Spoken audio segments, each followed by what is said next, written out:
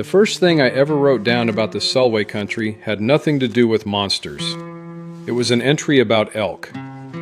Entry 41 in a water-stained field notebook dated the 9th of October.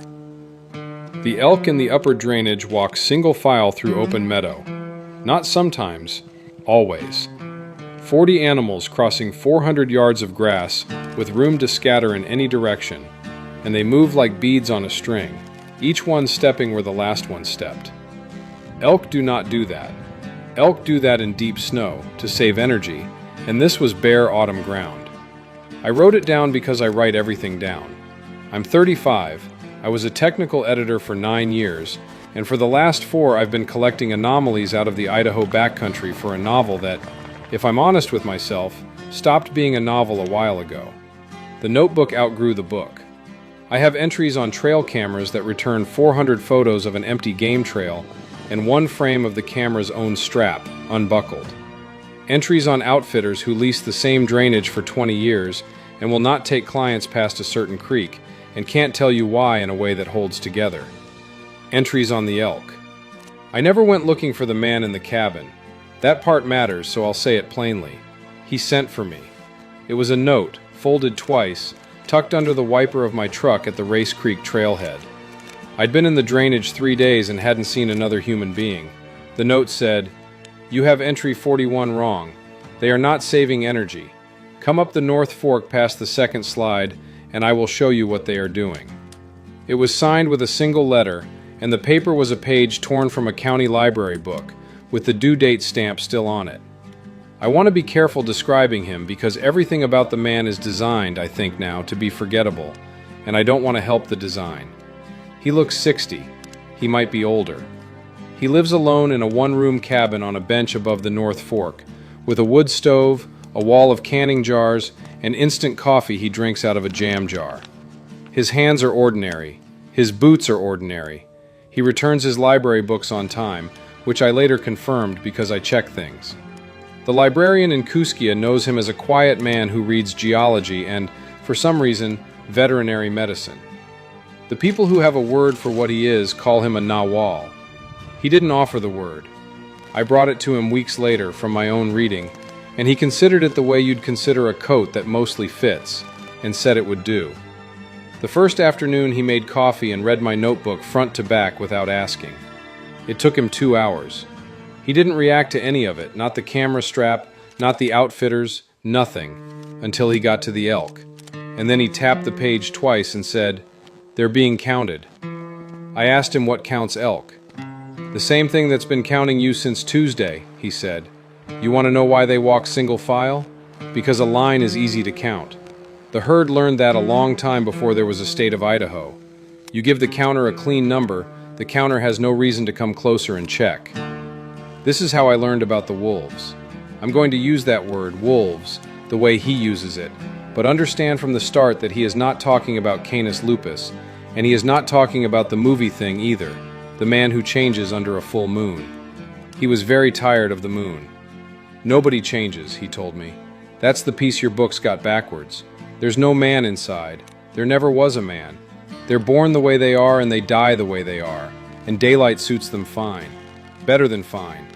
Most of what they do between 10 in the morning and 2 in the afternoon, because that's when people believe the woods are safe, and belief makes people loud, and loud is easy to count. What they are, as near as I can put together from a season of him talking and me writing, is a resident species. Upright, long in the forearm, wolf-faced enough at a distance that the resemblance does most of the work of hiding them. He says the resemblance is not an accident. He says a lot of things in these woods are wearing the shape of something the mind will accept, the way a hoverfly wears the yellow of a wasp, and the wolf shape is old, tested, and efficient. A hiker sees one at 80 yards and drives home having seen a wolf, a big one, weird light, standing funny. The mind files it and closes the file. Here is the part that I have not found in any book, any forum, any archive, and I have looked. They keep inventory. Not territory in the way a bear holds territory, by pushing things out. Inventory. A wolf family holds a drainage the way a manager holds a warehouse. They know, on any given day, How many elk are on the benches? How many bears are working the berry slopes? How many humans came in at each trailhead and, this is the point, how many went out? The howling that people report from that country, the long ones at midday that don't sound quite right. He says those aren't communication in the sense of talking. He says the nearest human thing is a readback. One animal calls the count, another confirms it. If the numbers agree, the drainage goes quiet again. If the numbers don't agree, they go looking for the difference. I asked him the obvious question, which is what happens when the difference is a person. A hiker who came in and didn't come out. He was quiet for a moment, and then he told me about a search and rescue operation in that country some years back. A real one. I found the incident number later. 60 volunteers, a helicopter, dogs. The dogs worked one bench above the river and would not leave it, and found nothing. And the searchers wrote the dogs off as confused. The dogs weren't confused, he said. The dogs were reading the ledger. The wolves had already balanced it. Everything after that was people looking for a number that had been carried to a different column. I sat with that for a while. He drank his coffee. Outside, it started to rain on the canning jar wall of windows, and he said the thing that reorganized my whole notebook, all 4 years of it, in about 10 seconds. You've been collecting mistakes, he said. Camera straps, elk in a line, outfitters who stop at a creek. You think you found holes in the normal world. You didn't. Every one of those is the system working. The strap is unbuckled because cameras get audited same as everything else. The outfitter stops at the creek because his grandfather signed something, and the family keeps paying even though nobody remembers the currency. There are 5 kinds of thing living in this forest that your agencies do not have a form for, and the reason you have never heard a straight word about them is not that the government is stupid, it's that the arrangement works, and everyone who knows about the arrangement is more afraid of breaking it than of the things themselves. I asked him to name the 5. He named 4. The wolves. The big families upriver that people call Sasquatch, which he calls the landlords. The dog-faced ones that come down from the high country in bad years. The ones an old Maine word calls gugwi, which he calls the collectors. And himself, last, without any drama, the way a man admits to being part of the payroll. That's 4, I said. He rinsed the jam jar and set it upside down on the sill, and for a second, in the rain light, I would swear the shadow he threw on the floor was the wrong shape for him, too long in the forearm, and then it wasn't. The 5th isn't a kind of thing, he said. The 5th is what happens to any of us when the rules stop being kept. That one has a name too. We'll get to it when the weather's better. You don't say that name indoors with the stove lit. He put another log in anyway. And I remember thinking, writing in the dark of the guest lean-to that night, that he hadn't done it for warmth. He'd done it the way you post a guard. The beavers were the thing that finally made me stop thinking like a novelist and start thinking like an accountant. He took me up the North Fork in late October, past the second slide, to a chain of ponds that does not appear on the 1994 quad map of that drainage. I've since put the map and my own GPS track side by side. On paper, it's a straight run of creek. On the ground, it's 5 terraced ponds, stepped down the valley like patties, each one holding trout and waterfowl, and a margin of willow browsed to the height of an elk's reach. Textbook beaver complex. Except the nearest lodge sits above the topmost pond in a spot no beaver would choose, exposed, far from the food. And when I pointed that out, he nodded like a teacher whose slow student had finally circled the right answer. They were moved, he said. The family that holds this water wanted the ponds farther up, so they moved the crew. The family. That's his word for the big ones.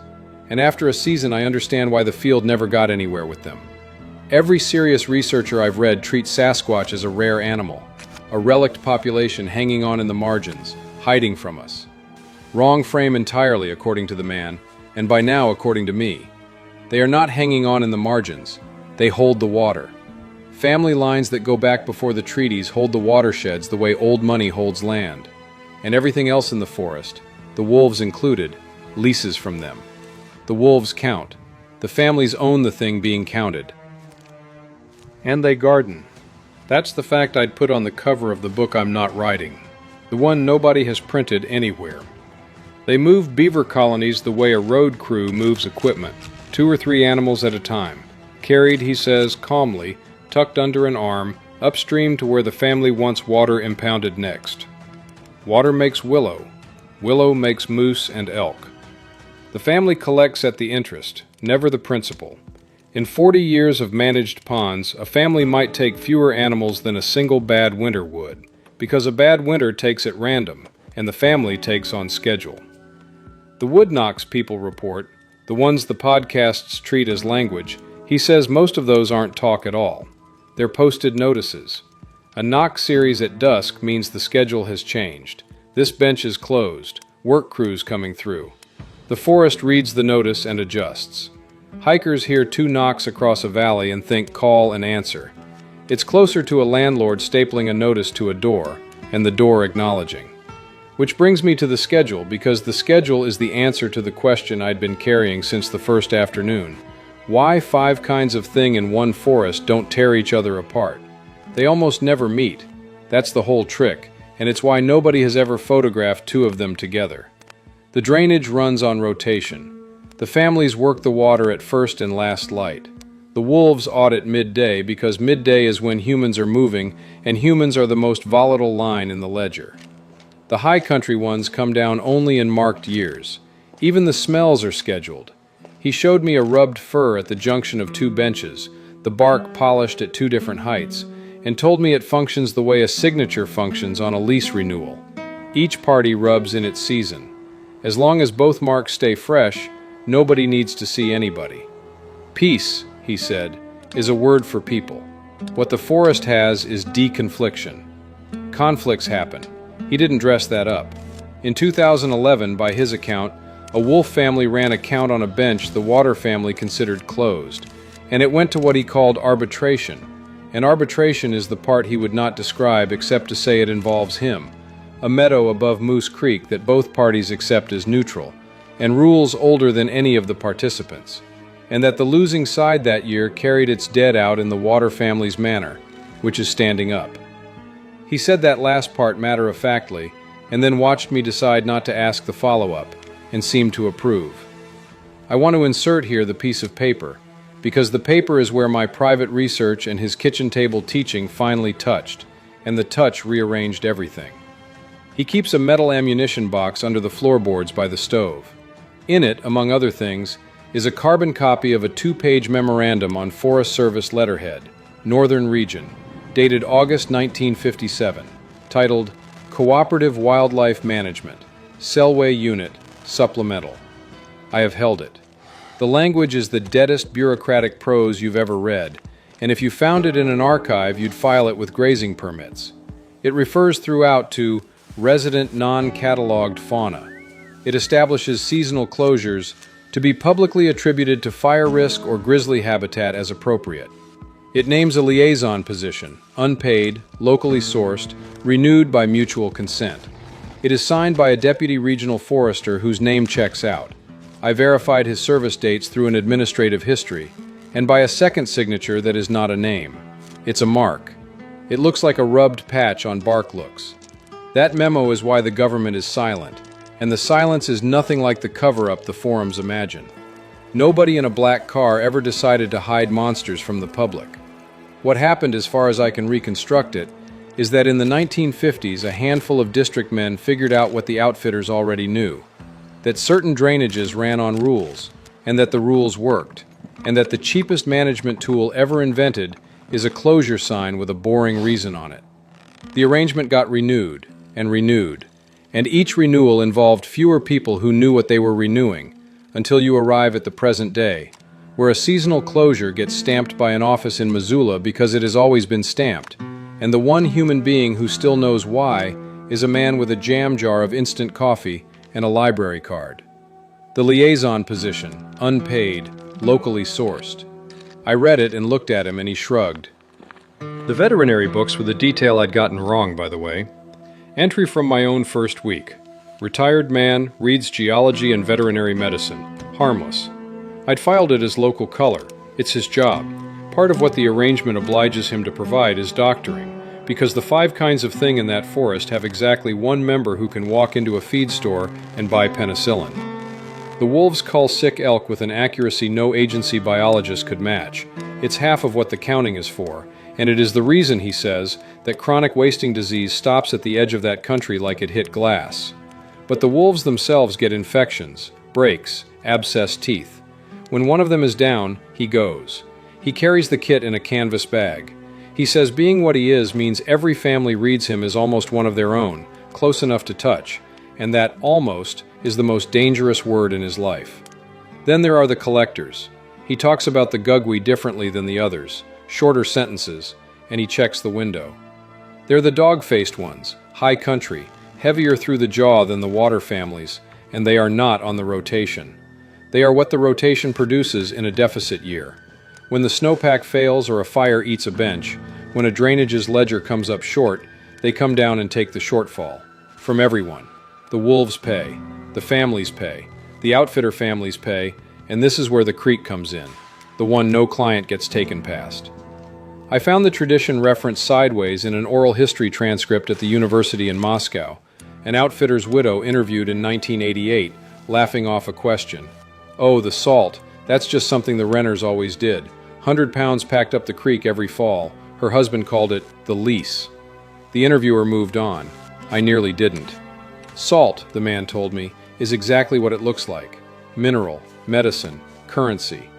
The collectors take it and mark the family's trailhead, and that outfit has not lost a client, a horse, or a dog in 90 years in country that eats both.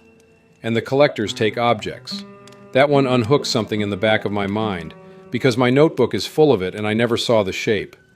Camps in that country lose things in a pattern. Never food. Food would be animals. One boot of a pair. Lighters. A compass. A hearing aid in one report I have from 2019, off a nightstand in a locked camper. He says they're tallies. Tokens against account. The collectors keep them somewhere in the high country the way a bank keeps ledgers, and no, he has never seen the place, and he said that in a tone that closed the door on the subject.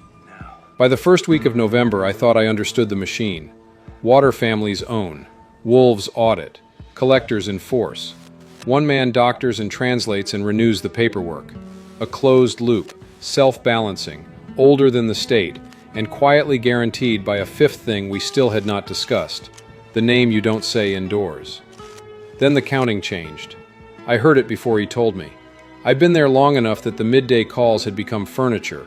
One long call, one confirmation, silence. On the 4th of November, the confirmation didn't come. The first call ran again, longer. Then again, from a different bench, and the pitch of it was wrong in a way I still can't put into words, except that it stopped sounding like arithmetic and started sounding like a question. He was standing in the doorway with the canvas bag already packed. Numbers don't agree, he said. Something upriver has stopped paying. I asked him what stops paying, in a forest where everything pays. He looked at the stove, which was lit, and then at the open door, and the daylight, and made a decision I understood only later. Get your coat, he said. It's better if you hear the name outside. Outside, the rain had turned to the first sleet of the year, and he walked me uphill until the cabin was out of sight below us, which I understood later was the point. You say the name away from your stove, away from your food, away from anything you would grieve. Then he said it, once, in a flat voice, the way you'd read a line item. Wendigo. And then, before the word could do in my head what 100 campfire stories had trained it to do, he took it apart. Forget the antlers, he said. Forget the starving giant. That's people drawing a picture of a column of numbers. The old ones who used that word weren't describing an animal. They were naming a condition of account. It means something like the debtor, the one who has stopped paying and can no longer stop taking. Every kind of thing in this forest can go to it. That's what your books never understood, writing it up as a monster among monsters. It isn't the fifth kind of thing standing next to the other four. It's the floor under all four. It's what we're standing on. The rules aren't tradition. The rules are the distance between everything in this drainage and that word. I asked why the name couldn't be said indoors. Because indoors is where your stores are, he said. The name is a heading in a ledger. You speak it next to your winter food, your lit stove, your own warm body. You are reading your inventory into that column out loud. Nothing comes when called. That's the fairy tale. What happens is quieter. You start rounding in your own favor. That's all it ever is at the start. Rounding. Then he told me what had stopped paying, and it was not any of the four kinds of thing. It was us. The last of the Renner family, the outfit with the salt lease, had died in April. Hart, in his sleep, in Lewiston, 88 years old. No children in the business. The permit lapsed, and 100 pounds of salt did not go up the creek in September for the first time in 91 years. And in June, an office 300 miles away, running a records modernization, had flagged a seasonal closure in the upper drainage as legacy, justification not located, and lifted it. A timber cruise crew had been up the closed bench in August, marking.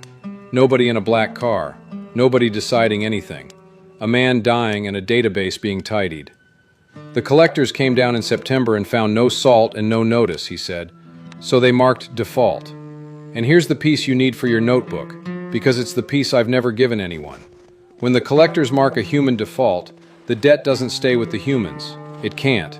You people are outside the arbitration, so it rolls to the guarantor. In 1935, the Wolves co-signed the Renner lease. It's their marks on that fur alongside the family's. For 91 years, that cost them nothing. He shifted the canvas bag on his shoulder. The one calling the counts on the east bench is a young female, 4, maybe 5 years old. She inherited a debt older than her grandmother, in a deficit year, on a bench that just had strangers with paint cans all over it. And this afternoon her count came back without numbers in it. I asked what that meant, a count without numbers. The first thing the condition takes is the arithmetic, he said. A wolf that can no longer count can no longer stop. Counting is how they know when a thing is finished. Enough elk, enough distance, enough. You lose the numbers, you lose the word enough. Everything after that is appetite doing sums it can't check. We went up the east bench the next morning in 6 inches of new snow, and I will set down what I saw in the order I saw it, and where my seeing failed I'll say so, because he taught me that, and because the failures are the truest part. The bench was silent in a way I have no comparison for. Not empty, attended. The elk were gone off it entirely, and partway up we passed the family's notice. 5 knocks I felt in my chest more than heard, spaced like tolling, from somewhere across the creek, and he stopped and answered by striking a lodgepole twice with the flat of his hand. And after that nothing in the forest looked at us, which I could somehow feel as clearly as you feel it when something does. The meadow above Moose Creek is maybe 10 acres, ringed in old spruce, and the snow on it lay wrong. In the middle, an area the size of a tennis court had been walked over so many times, in overlapping loops, that it was tramped to bare, frozen mud, and the loops made a shape I refused to draw in this notebook. She was still walking it.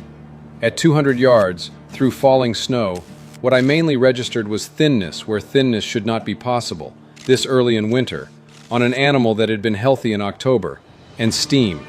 She steamed like a horse run hard, standing still in the loops of her own track, and her calling never stopped, a long, rising line with no shape inside it, the sound of a ledger page with the ink washing off. He put me at the tree line with the canvas bag and told me 2 things. Keep the bag closed until he asked for it, and when he walked out there, watch her, not him. I want to be honest about the next part. I did as I was told, mostly. I watched her. I watched her stop walking the loops for the first time, he said, in a day and a night, and turn toward the man crossing the open snow, an ordinary 60-year-old in a wool coat, and I watched her go down low in a way wolves don't, hips wrong, forelimbs wrong, and the calling shut off like a tap. And in the last seconds before they closed, the snow between them began behaving strangely, lifting in a moving ring the way it will around the downwash of a helicopter that isn't there. And my eyes did what he'd known they would do. They jumped to him. I can tell you the coat was on the snow. I can tell you that what stood in the middle of that moving ring threw a shadow that bent uphill while every tree's shadow bent down. I can tell you that my mind has spent every night since offering me shapes for it. Wolf, family, collector, other, and that I believe now the shapes are my own inventory being read back to me, and I decline them. He was all 4 marks on the fur at once. That's as close as language gets, and I watched maybe a second and a half of it before something in me that predates me turned my head away, the way your hand leaves a stove without consulting you. What I heard from the meadow, with my head turned, lasted a while and had weight but no anatomy to it, and I'm leaving it that way on purpose. Wind can sound like tearing. cold spruce can groan like a voice. I heard wind and cold spruce, at volumes and in rhythms I will not be describing further. And then I heard nothing at all for the better part of an hour. Snow falling on snow, and then his voice, sounding 80 years old, asking for the bag. She was alive.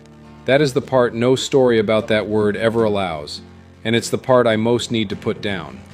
The condition, caught early, before the rounding becomes the walking, before the walking becomes the other thing, can be paid down, not cured, serviced, like a debt is serviced. He knelt over her in the tramped mud for a long time, doing things out of the canvas bag, veterinary things, ordinary antibiotics and suture, and an ointment out of an unlabeled jar, and things that were not veterinary. And her family stood at the far tree line the whole time in a line, 5 of them, upright and unmoving in the falling snow, in plain view, the longest and clearest look at that species any human being has had in a century, and I did not photograph them. I want that on the record. The camera was in my pocket. It stayed there. Some part of the arrangement had extended itself over me by then, and its first clause is witnessed, not captured. They carried her off the bench at dusk in their manner, which I finally saw, and the old widow's transcript was right to laugh, because there is nothing in this world less like death. They carried her standing, upright between 2 of them, her feet just clear of the snow, the way you'd walk a soldier off a field, and the last one in the line stopped at the edge of the meadow, faced the 2 of us for a slow count of 10, and knocked once on a dead spruce. And he told me later that single knock was the oldest word in the drainage, and it means received. He was sick for 9 days afterward. I understand now that this is the price of his position, and it is also the secret of it, the one I promised at the start of this account, the fact under all the other facts. A thing that can wear any shape is the thing in most danger from the word we said on the hill, because appetite with no fixed shape has no natural size, and no natural enough. He is closer to that condition every day of his life than the young wolf was at her worst. What holds him is not power. It's the library card, the due dates, the property taxes paid early, the instant coffee, the jam jar washed and set on the sill every single evening, the small debts deliberately incurred and deliberately paid, over and over, like a man doing scales on a piano. He builds himself out of kept promises because kept promises are the one material that thing cannot digest. I thought I was cataloging the boring habits of a hermit. I was reading the containment system.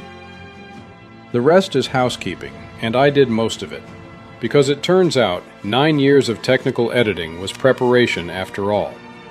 In late November, a supplemental memorandum, Cooperative Wildlife Management, Selway Unit, 4 pages of the deadest prose I have ever produced, went to Missoula through channels an old district man showed me, restoring one legacy closure, justification, cumulative watershed effects. It carries a deputy administrator's signature. Below that it carries a second mark I watched being made, and I will not describe the making. In December I bought 100 pounds of stock salt in Grangeville with my own money and packed it up a creek whose name I've kept out of these pages, 4 trips. And on my last trip down, my headlamp caught the trailhead post, and there was a new mark on it, chest height, and my compass was gone out of my zipped chest pocket. And I stood in the dark and laughed until my eyes ran, because I finally had an entry for the notebook that I understood completely. Token taken. Account opened. The counting on the East Bench started again the first week of December. 1 long call, 1 confirmation. I've learned to hear the difference now between a count and a question, and it's a count, steady, balanced, every midday. Except that since the salt went up, the confirmation call carries 1 extra figure at the end, a short rising note that was never there in October, and I asked him about it on my last visit before the passes closed, and he stirred his coffee and said the ledger had a new line in it, and I should try to be worth the ink. Yesterday, in Kooskia, the librarian stamped a return date inside a used textbook of large animal veterinary medicine and slid it across the counter to me. 14 days. I intend to be early.